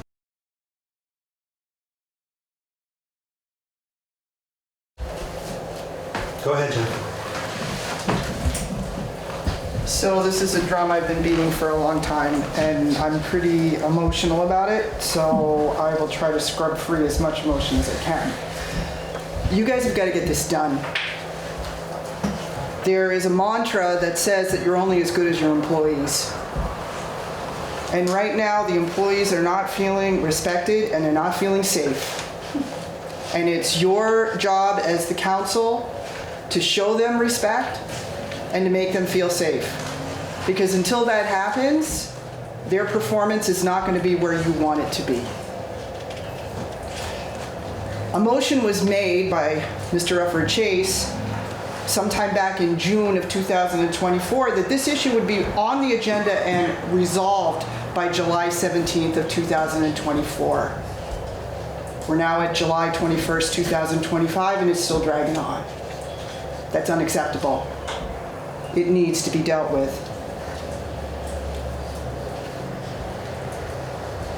I agree with Ms. Hopkins that the grievance procedure needs to be reinstalled. I also believe that staff should only be terminated for cause. You have to add a for cause clause to the personnel policy. And the reason for this is because you guys are a political entity, and you can change at any point in time.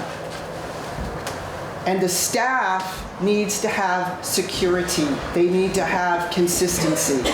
And they can't be at the whim of political leaders that simply don't like somebody or want somebody new in there or whatever the case is. That's why you have to put the for cause clause in there, to provide that stability and that safety for your employees.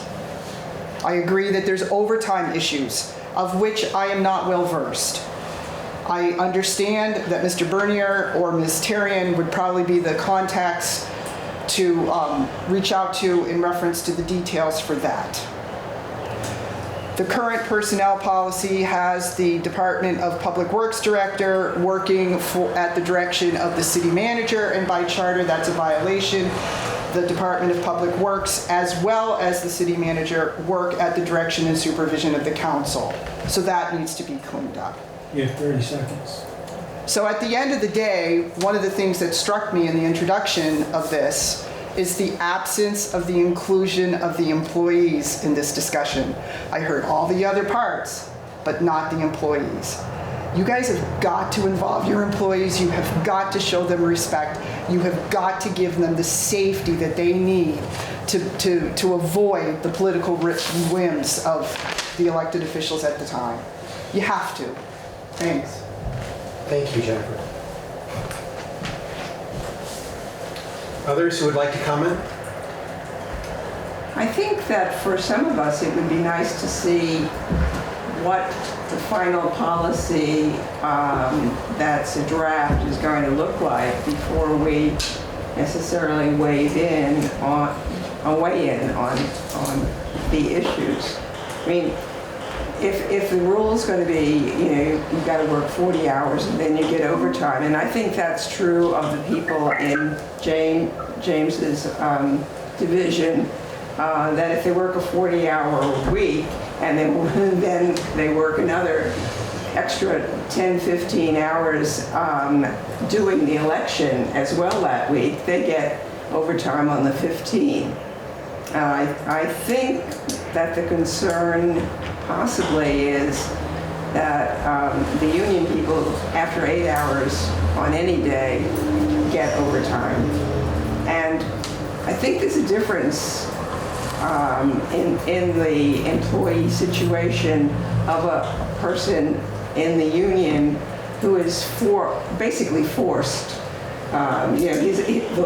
The street needs to be done that night, and he's got to put in the extra 2 hours, and then he gets paid overtime on those 2 hours, as opposed to, let's say, an employee who says, I'd rather work 10 hours each day and have a day off at the end of the week, who is a non-union employee, but I want for each of those days that I work 10 hours to have overtime, to choose. Well, of course, all of us would like to do that, get a day off, work your 10 hours, and for 2 of them, you get overtime. That's, and you're deciding yourself that that's the way you want to work your week. So I do think there may be some issues on overtime that need to be handled differently. Thank you. Other concerns? I can give a little clarification on the overtime thing. What bothers the hourly non-union is the fact they get overtime after 40 hours, and correct, the unions get overtime after 8. Here's an example. If you run an election on August 12th and they work so you have 15 hours that day, all right? And when Thursday winds up being a holiday, they don't get the overtime for the 40 hours. think that's the main concern with the hourly non-certified. I mean, the salary people like me, I think that's the crux of the issue there. Because they work more than their 8 hours, but if they miss a day because they're sick or a kid's sick or they're on a holiday, then they don't get it. Thank you, Jim. How does, this, just off the top of my head, Vermont's a work at will state, and I'm not sure how that applies to our municipal employees, but I would think that that would come into some of this conversation, because that means that, you know, a person can be let go from their position without knowing why. And, you know, that's it, and it's completely up to the employer. I don't know how that enters into this conversation. And then the other question is about overtime. The question is, are our employees hourly, salary, and a salaried employee, to Jennifer's point, say a manager who has to be on site. If that manager or that department head is a salaried employee, their salary may not qualify for overtime. And so I think we have to look at, you know, each level. Is the person an hourly employee or a salary employee to decide whether that overtime and how that works? Go ahead, Jennifer. I want to respond to Ms. Grimm. So in reference to the fire at will, yes, you're right, for private entities, it's fire at will. When it comes to the municipality, you know, if you put in your personnel policy that it's for cause, then it's for cause. I mean, your personnel policy is gonna carry the day because it's actually offering better protection than what the state minimum is. And so at the end of the day, it needs to be for cause because of the political nature of being a municipal employee. Your leadership of the city changes every 2 years. And you have to give these people protection that they're not going to fall victim to the whims of these political leaders as they change out. We as residents need the stability of consistent employees that know what they're doing all the time.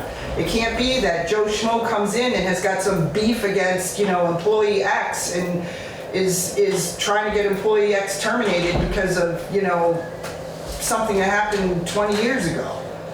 That needs to be removed. It needs to be performance-based, not politically based. And that's why it needs to be for cause. Thank you. I don't want this to be a lot of back and forth, so I'm going to stop us there. Are there other questions or concerns people would like to lift up for the council's consideration before we move on? Can I say one more thing? Sure. For years, the non-certified people in the city always followed public works contracts. And that stopped a couple of years ago for one reason or another, and that stopped. But there's no policies that basically follow the public works contract. Council members, do you have any comments or questions you'd like to make tonight in advance of whatever we do at the next meeting? Kevin? There are many parts of the policy that need to be added. Aside from the grievance procedure, spelled out corrective action plan. Right now it's completely arbitrary and it should not be. There should be something that works hand in hand with the grievance.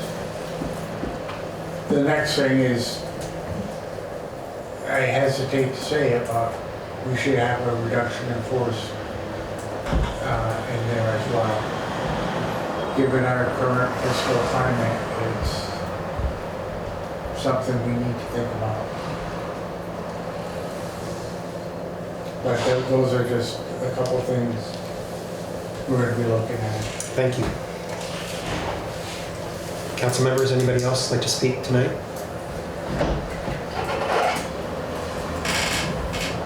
Sorry, finish it.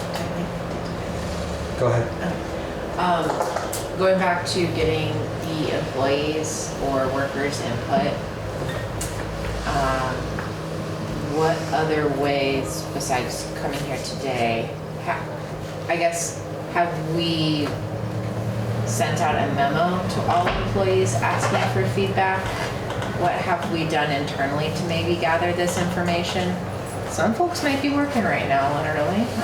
Some, like I said last meeting, it might not be their cup of tea to come here and express what they would like to see. So what has the city done to get that feedback from current? To date, honestly, nothing. It was in my lap and I haven't done anything at this point. Could we do that? Could we reach out to If them? we included help to the mayor, he would be grateful. Okay. Because honestly, I'm just drowning. So Yeah. I'm not opposed to the idea of trying to get more input. Yeah. Is there an active list or emails for non-union employees that we could get? Yeah, we can get that, not very many. It's about 11. 11. If we could get that, we could, you can have some help there. Just reaching out and getting. That'd be fine with me. Just getting some key points that they would be, that they're interested in having reviewed as well. We could even use them beforehand and come up with a polished presentation after the meeting. Yes, I think it's up to you. You could invite written comment, or you could invite folks to come to the next meeting. And I think it'd be appropriate in that meeting to do those sessions, to do those testimonies in executive session. Yeah. Jennifer? Just to the point, the past personnel policy was co-written with the employees. The employees had a great deal of input. I think the overall feeling right now from some of the ones I know is that they don't either have input when they aren't even listened to. And I would also like to point out to Carter, we just mentioned 3 department heads who are on vacation this week. Yeah. All 3 of those are covered in that personnel policy. It was like I sat there and thought when I heard Tom, who's spoken up and with some of his opinions, was on vacation, I thought really bad planning.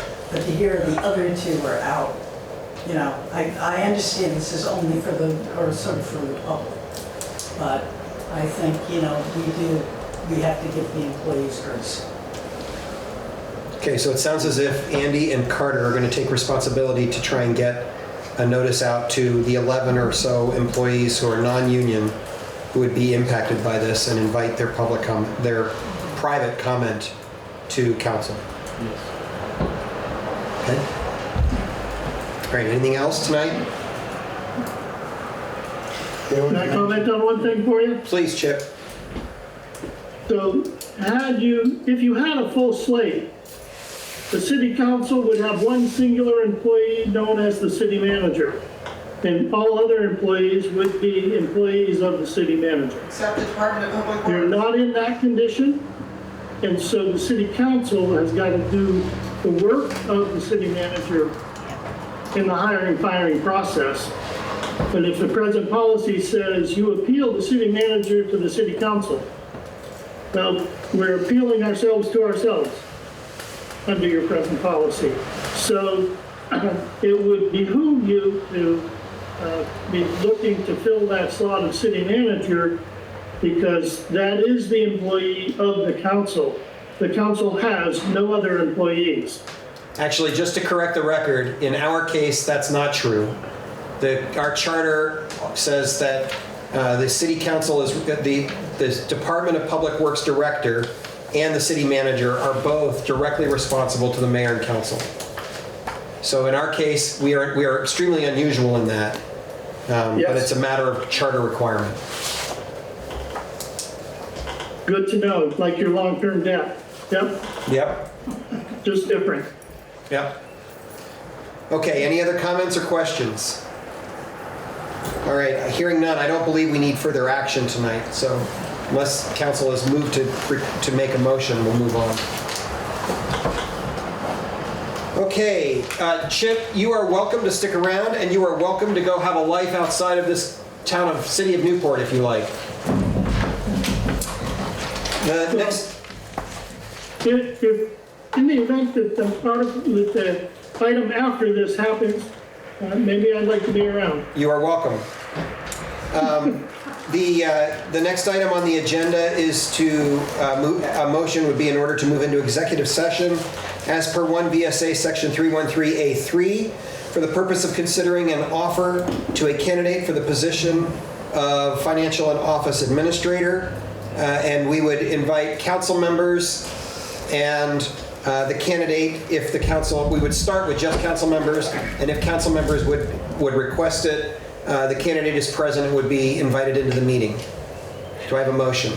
So moved. I have a motion. Do I have a second? I'll second. I have a motion and a second. Any comment? Hearing none, all those in favor, please say aye. Aye. Any opposed, nay. We are in executive session.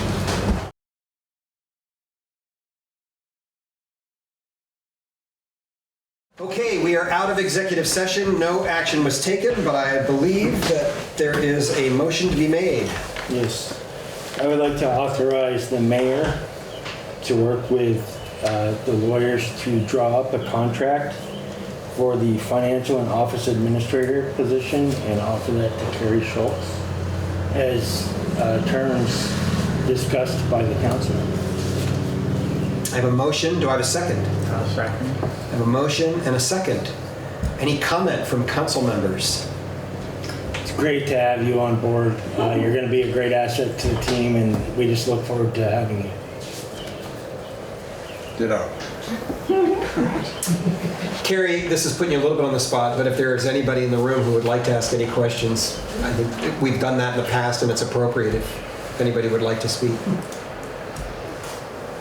It's kind of an open secret at this point what we're talking about because you've been showing up at our meetings. So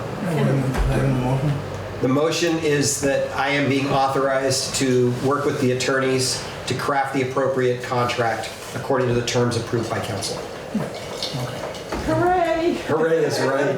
I'll just say congratulations. That's awesome. I've worked with Carrie. She's amazing. That makes me so thrilled as a business owner in town. Would it be appropriate to ask just to for her to give a little of her background? Yeah, why don't we take a vote and then I can't imagine she's going to say anything afterward that's going to mess us up. So I have a motion and I have a second. All those in favor of offering the formal position of Financial and Office Administrator to Carrie Schultz, please say aye. Aye. Any opposed, nay. Oh, I'm sorry, any I'm recusals? recusing myself. There's a recusal on that one, an abstention. All those in favor, please. We had an aye from 3. We have 1 abstention. Any opposed, nay. Hearing none, the motion carries.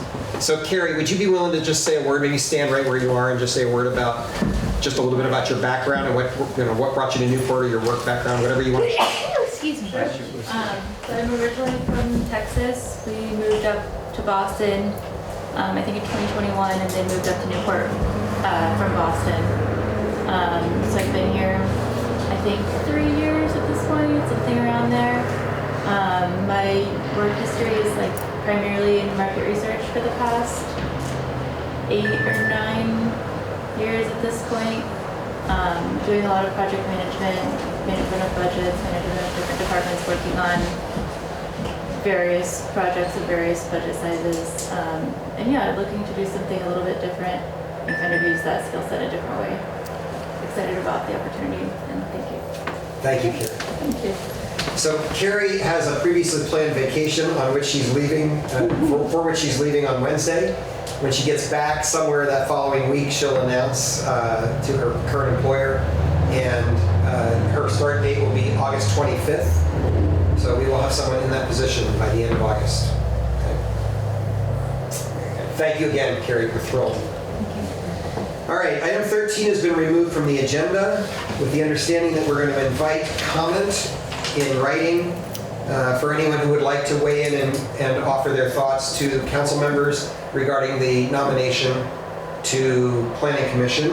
And I learned a new skill a week and a half ago. I now know how to put items on the home page of the website for the city. So I think probably sometime in the next 48 hours, I will try and get an announcement up on the home page.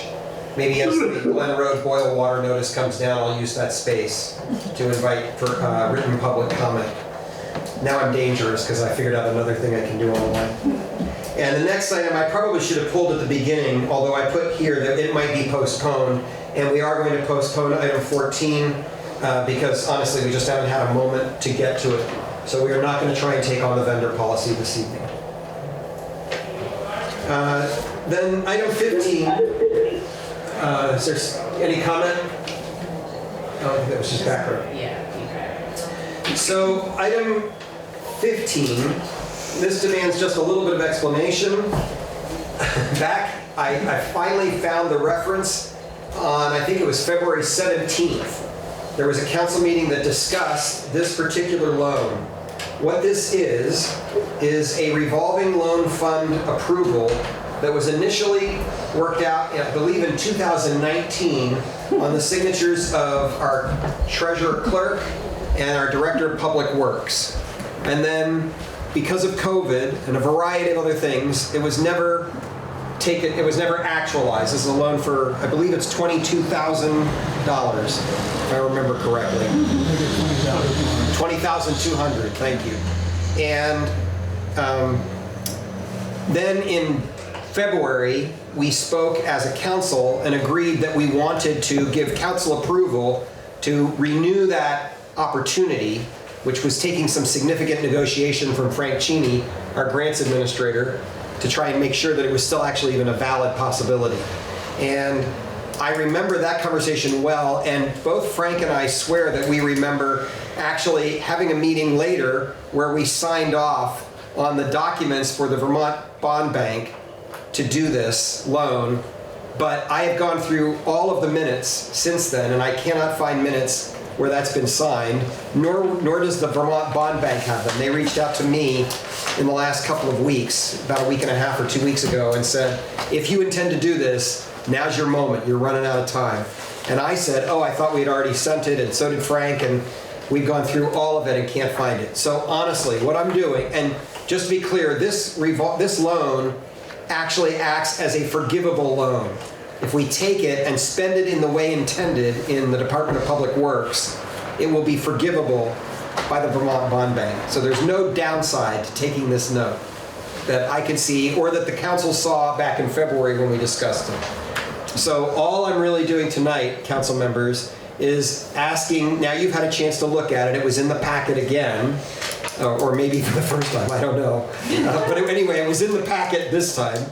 And if you approve it tonight, I think we'll take a motion to approve signing it, and then there are 4 different places where we need signatures in the language so that I can send it to the Vermont Bond Bank, probably not tomorrow, but on Wednesday. So I'm just going to ask, do you have any questions about the remarkable journey that this has gone through to get to our decision tonight? I'd like to say that I went through all the minutes and couldn't find anything either. I did find a blank copy of this one. I gave it to Greg. Yeah. That's as close as we got to it. Yeah, all 3 of us, Frank, Jim, and I have all been back through the records, and we just can't find it. So if it happened, or if we think it happened, it may have been made up. But what's clear is that the council did talk about it, and it was the council's will that night, Kevin, is my recollection, that we certainly wanted to move ahead with this. Yeah, I do remember it. Yeah. So do I have a motion to agree to sign the loan document regarding loan RFI-384-1.0 in the amount of $22,200. I'll make that motion. I have a motion. Do I have a second? I'll second. I have a motion and a second. Do I have any comments or questions? Just one. What are we supposed to use the money for to get it forgiven? It's a project that Tom's got in mind that's already underway. It's called CSO funds. Honestly, I don't even know, but there's been a plan for how to spend this money appropriately, and then basically the loan will be a reimbursement and then will eventually be forgiven. It sounds like it's something relating to upgrading or repairing a stormwater issue near Gardner Park. Yeah, combined sewer overflow project. Yeah. Yes. So I have a motion, right? And I have a second. Did I get both of those? Mm-hmm. Okay. Any other comment or question? All those in favor, please say aye. Aye. Any opposed, nay. Motion carries. And we're just going to take a moment, y'all, and sign this. Okay, so it looks like, Jim, you and I are the only signature on page 4. Okay.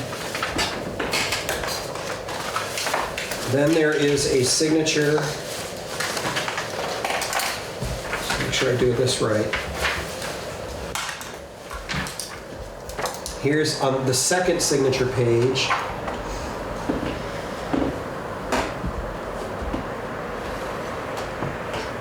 And I'm going to pass just the signature pages that we need from council. So Carter, you can take this one and pass it down.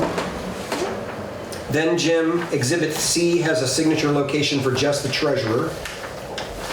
Should I just put? Just sign your name. All you need is your name there. Yeah.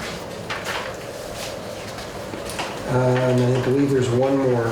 Yes, and then the very last page, Exhibit D, all of us need to sign as well.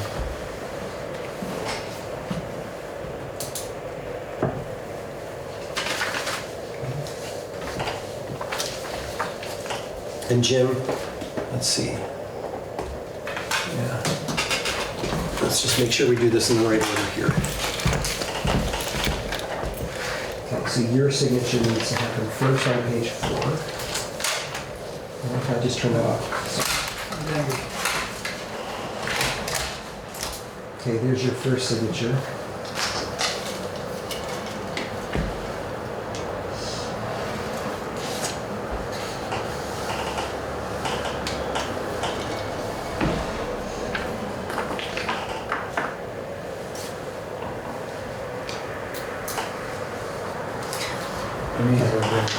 Then, actually, this one's next, Jim. Just you on page.